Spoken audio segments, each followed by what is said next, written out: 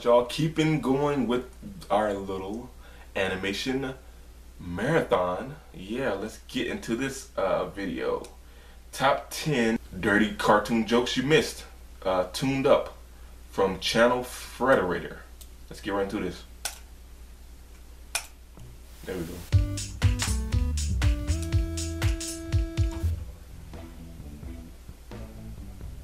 Whether it's lovable cavemen, sassy superheroes, or mischievous animals, our childhood cartoons are full of sweet shenanigans designed to make us laugh. They're also loaded with filthy jokes no underdeveloped mind could catch. Yep, the writers of our favorite cartoons might be creative geniuses, but they also have some seriously dirty minds. Don't know if any of these jokes passed you by? Don't worry, Tuned Up is here. My name is Tim, and today on Channel Frederator, we're counting down 10 dirty jokes you probably missed. Have a dirty joke. They always have dirty jokes, please, Let's get started. Number 10. Barney Rubble's third head in The Flintstones. Since their debut in 1960, The Flintstones' biggest offense was generally their blatant product shilling. The beloved Stone Age family made tons of fucking vitamins, Kentucky Fried Chicken, Dove, and even cigarettes. It was the 60s, It was a different time. But their particular brand of humor was really never edgy or risque, until the Masquerade Ball. To prepare for the ball, Fred and Barney visit the costumers, where Fred asks Barney what kind of costume he's going to get. The vertically challenged Barney says he wants something that will make him look tall. Fred snidely replies that Barney will have to buy another head. Barney's retort, "What do I need 3 of them for?" Yo, it's not the most you mean egregious joke ever snuck in, but we're talking about a family cartoon from the 60s. I'm surprised they were able to say anything at all. Couples still had to sleep in separate beds at this point.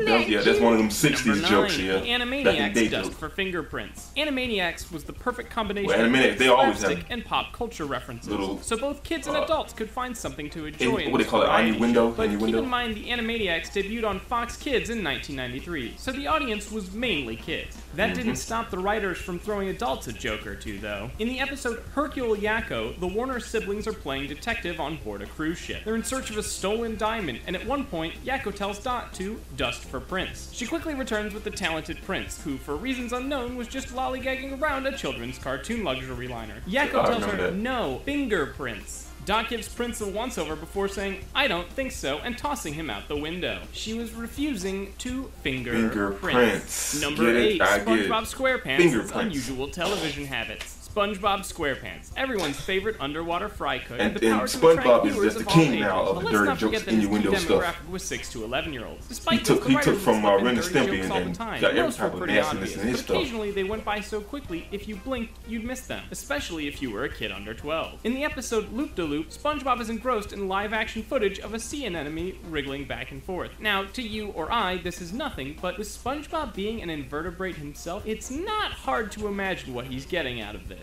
Which is why he quickly hits the remote and stammers, I was just looking for the sports channel, when his pet snail Gary enters the room. I wonder if kids ever asked their parents why SpongeBob was so embarrassed about watching a nature documentary. I wonder how parents would respond. Maybe there's just a lot it was like a porno tune or something to realize. Also, this joke gets something of a reprisal in the Amazing World of Gumball episode The Shell, where Banana Joe is caught watching an orange being peeled on his computer. Stay classy, cartoon characters. Number 7, The Rugrats explains male bonding. Debuting in 1990, Rugrats showed us the world through a baby's point of view, but on occasion, it would take us on an adult detour. We imagine this was done for our parents' benefit because the Rugrats audience was always overwhelmingly kids. In the episode The Last Babysitter, Phil and Lil's dad, Howard, goes away on a camping trip with his friends. Stu is all too eager to point out that Howard is off doing some male bonding, and then pushes his 2 fingers together. I can appreciate that this joke would sail way over the head of young minds, but it makes me wonder how the moms would react if all the Rugrats babies started imitating their parents. Stu would probably be sleeping on the couch if his kids started making a gesture for crossing swords. Number 6, Cow and Chicken and the Buffalo Gals. Cow and Chicken came into our lives in 1995. I remember that show. That was a nasty show. During its 9-year run, it took us for a weird ride. The series followed the aptly named Cow and Chicken, and it was always bizarre, especially with humor, especially for children. In the episode Buffalo Gals, we're introduced to a terrifying gang of bikers who like to break into random people's homes. Once inside, they don't hesitate to drop to their knees and munch furiously on the carpet. Depending on your age and given the culture at the time, you might not have known what homosexuality even was, let alone the derogatory terms used to describe lesbians lesbian sex acts. You were probably too focused on how weird it was that these ladies were breaking into people's homes to chew on their carpet to even think that it was something sexual. But now you're older, and now you will never unsee it. That's my gift to you, internet. Images you will never escape. Welcome to my world.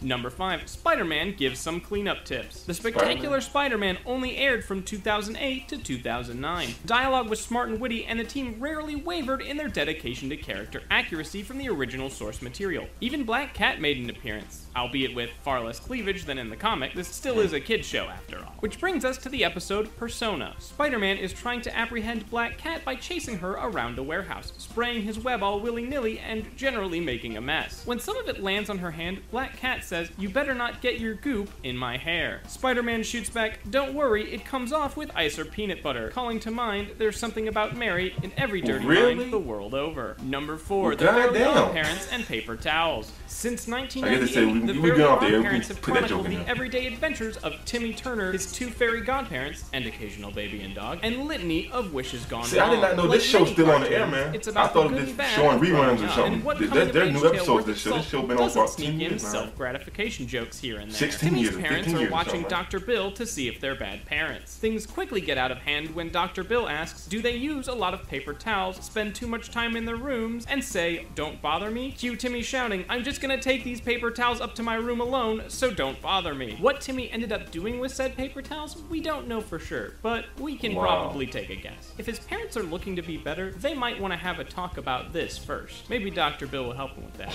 Number 3, Heifer from Rocco's Modern Life gets milked. Rocco's Modern Life follows the exploits of Rocco, a wallaby who moves from Australia to the United States, and his not-so-bright friend, Heifer. Despite being on Nickelodeon, the dirty jokes were rampant, though one in particular managed to get banned after its initial airing. In the episode The Good, the Bad, and the Wallaby, Rocco and Heifer take a trip to Rocco's uncle's ranch. Rocco gets to stay inside the house, but Heifer has to stay outside with the rest of the cattle. Cattle used for milk, we should point out. In the original ending, Heifer ends up getting hooked up to a milking machine, and oh boy, does he have a delightful time in the process. He even has a special goodbye with the milking machine before they leave the ranch. Well, I guess this is goodbye. If you were watching this on Saturday morning in your PJs with your cereal and milk, so you might have reconsidered your choice of breakfast. Number 2, The Birds of Prey from Batman, the Brave and the Bold. The world of superheroes is still largely a masculine affair, so it's entirely well-deserved when 3 lady superheroes engineer a takedown of the failings of each superhero male. Except they're not criticizing their virtue or heroic ability. No, they're going after something much more personal. We hear about Green Arrow's failure to shoot straight, Aquaman's little fish, Plastic Man's problem with turning to putty in their hands. It's brutal. I don't know if it got through because it's a song, but I feel like some shenanigans took place to sneak this past censors. Some of the jokes on this list can be explained away as innocent, but I don't know how you could possibly misinterpret this. And finally, at number 1, Mascumax from Powerpuff Girls. Superpowered sisters Blossom, Bubbles, and Buttercup can regularly be found saving Townsville with their unbeatable mix of sugar, spice, and everything nice. Secret jokes in their episodes. Added an extra ingredient. That's probably why they all there.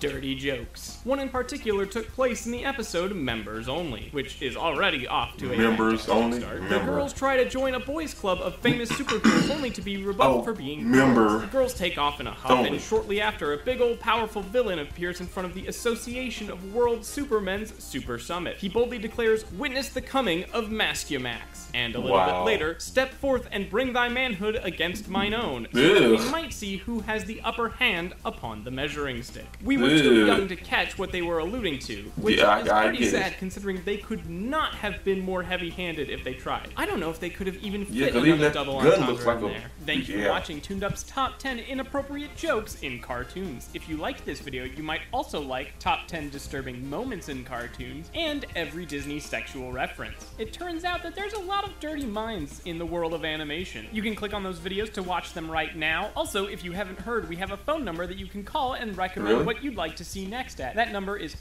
9. Yeah, that was pretty crazy. God, never knew there's so many dirty jokes in cartoons, you know? You never know. But you know, yeah, like Rocko's Modern Life and Powerpuff Girls, they always, them, you know, were more like, they were for kids, but they were like adults. Like, all the 90s ones too, man, back in the 90s were more like us growing up, our cartoons we had mature cartoons kind of. We had a whole lot of different stuff. Now, boy, it would be so PC, and none of that stuff would be even thought of now and stuff. Everything is just bubblegum. But yeah, we were crazy kids back then. Yeah, see. Hey, I saw all that stuff back then. I'm still alright. He's crazy. Hit the like button, comment, subscribe, and share. Help us on our journey to 10,000 subscribers. Until next video, I'm out.